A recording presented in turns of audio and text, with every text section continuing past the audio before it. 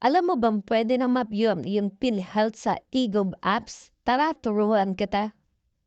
Una, download mo lang yung eGov apps sa iyong Play Store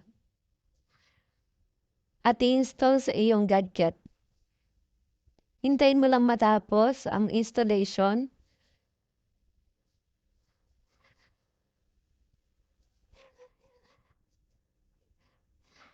at buksan ang apps.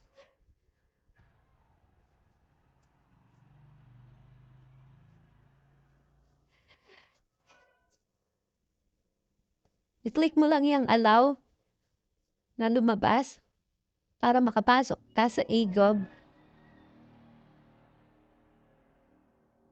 Tapos click mo lang yan nasa ilalim na blue. Sign up. Then next. Maglalagay ka ngayon ng cellphone number. Kailangan yung cellphone number mo, yung active cellphone number. Click mo lang yung next. At click mo yung submit. Magpapadala ng OTP sa iyong nilagay na cellphone. Kaya hintayin mo yung OTP na ipapadala sa iyo.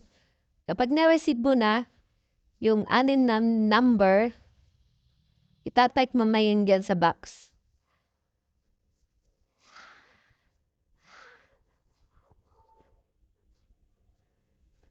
At hihingan kayo niyo ng PIN.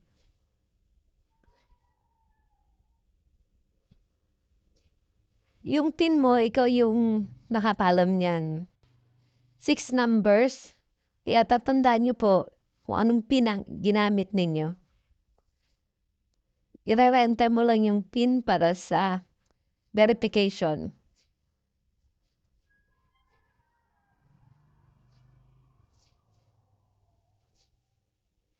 Tapos click mo yung next. Magpapadala siya ng message na congratulations. Tapos makapasok ka na sa eGov apps. Ngayon, ang sunod natin gagawin ay mag-sign up o maglagay ng details. Click mo lang yung photo mo. Tapos yung verify. Sa ilalim makikita yung verify now. Click mo lang verify now. Pagkatapos nun, lalabas na ito para sa iyong details. Kailangan mong pilapan yung mga details para makapag-send up ka sa eGov. Then yung address mo. Kailangan kompleto yung address hanggang sa barangay.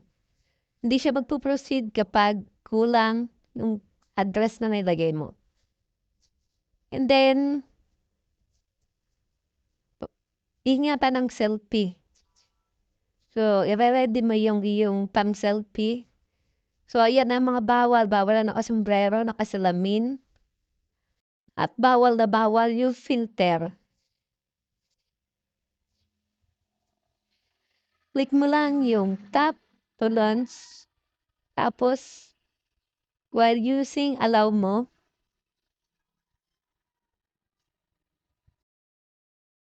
Pagkatapos po mag-selfie, hihingan ka ngayon ng valid ID for verification. Marami kang pwedeng pagpilian na ID na i-upload.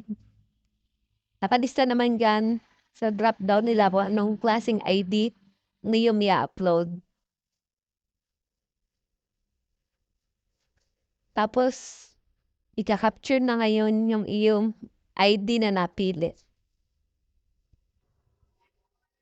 Bago nga pala makapag-capture ng ID, magpapadala ng verification sa iyong email.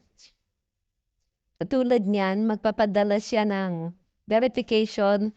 Kailangan natin yung ipapadala niya na 6 digits na email code para i-enter dyan.